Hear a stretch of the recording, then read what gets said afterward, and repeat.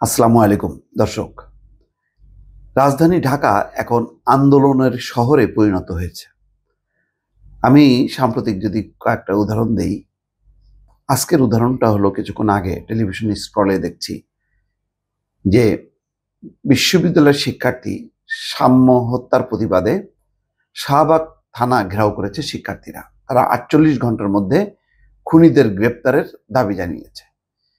শাহবাগ থানা এলাকায় যখন এই অবস্থা, তার কাছেই কাকরাইলে জড়ো হয়েছে জগন্নাথ বিশ্ববিদ্যালয়ের শিক্ষার্থীরা এবং সেই সমাবেশে যোগ দিতে আসছে একের পর এক বাস এবং বাসে ভর্তি করে, এবং এমন এক আন্দোলন, যে আন্দোলন শিক্ষার্থীর থেকে শুরু করে ভিসি সবাই মিলে আন্দোলন করছে ৩ দফা দাবি আদায়, এবং এটা গত কয়েকদিন ধরে চলছে। এই আন্দোলন থামাতে যে বা তাদের উদ্দেশ্যে বক্তব্য এসে মাহফুজ আলম দেখলাম যে তার মাথায় একটা বোতলও পড়লো। তিনি বক্তব্য শেষ না করেই চলে গেলেন। তারপর থেকে এই আন্দোলন বা সমাধানের জন্য, দাবি পূরণের জন্য কোনো আলোচনা নেই।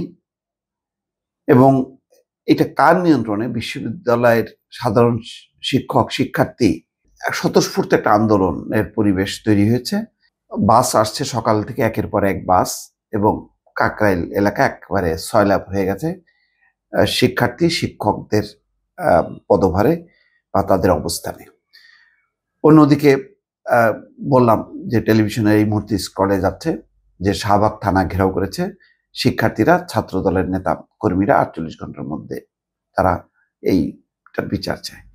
অন্যদিকে দেখেন গত দুদিন থেকে নগর ভবন প্রতিদিন সকাল থেকে ঘেরাও হয়ে আছে যে নির্বাচিত মেয়র ইশরাক হোসেনের শপথ নেয়ার দাবিতে।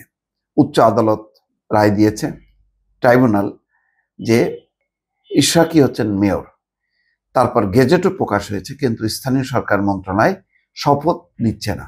তার মানে স্থানীয় সরকার মন্ত্রণালয় চায় না যে শপথ নেয়ার মধ্য দিয়ে ইশরাক হোসেন মেয়র হিসেবে তার পদে বসুক। তো এটা নিয়েও কোনো আলোচনা নেই। অর্থাৎ যতগুলো ঘটনাগুলো ঘটছে সেগুলি ঘটছে, কিন্তু কোনো সমাধানের জন্য কার্যকর কোনো পদক্ষেপ নেই।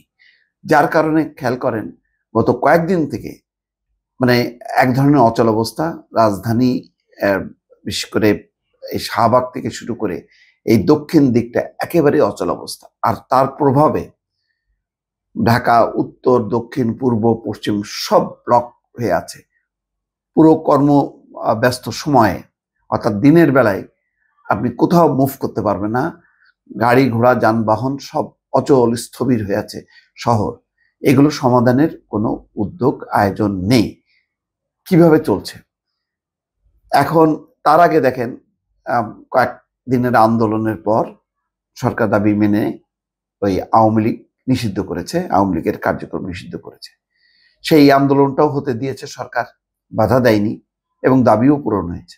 এখনো যে আন্দোলন চলছে, কখনো কখনো বাধা দিচ্ছে, কিন্তু সেই বাধা উপেক্ষা করে শিক্ষার্থীরা বা অন্যান্য পেশা শ্রেণীর মানুষ তারা আন্দোলন অব্যাহত রেখেছে, কিন্তু সমাধানের কিন্তু কোনো আলামত দেখা যাচ্ছে না। এবং ধীরে ধীরে মনে হচ্ছে যেন একটা নৈরাজ্যের অবস্থার দিকে চলে যাচ্ছে। সামনে ঈদ, ঈদের পর বিএনপি নিশ্চয়ই তার দাবি নিয়ে, নির্বাচনের দাবি নিয়ে রাস্তায় নামবে। তখন পরিস্থিতি কি হবে কল্পনা করেন, যে সবাই তার দাবি আদায়ের জন্য রাস্তায় নামছে।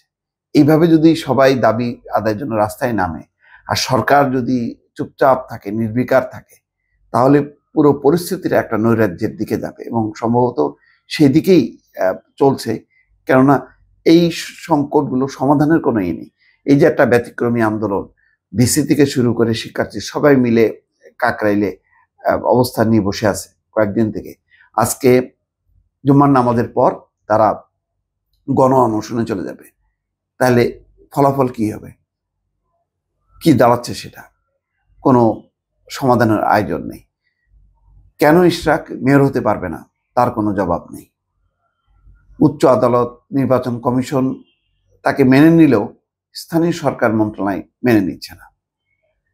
তারপরে এর পাশাপাশি এই যে সাম্য হত্যা, ছাত্র দলের নেতা সোহরাওয়ার্দী উদ্যান এখন পরিষ্কার করা হচ্ছে, সেখানে মানে স্থাপনাগুলো পরিষ্কার করা হচ্ছে, বলা হচ্ছে যে সেখানে নিরাপত্তা দেওয়া হবে। কিন্তু এই হত্যার পেছনে কারা কারা জড়িত, কিভাবে হলো, সেটা নিয়েও কিন্তু নির্বিকার।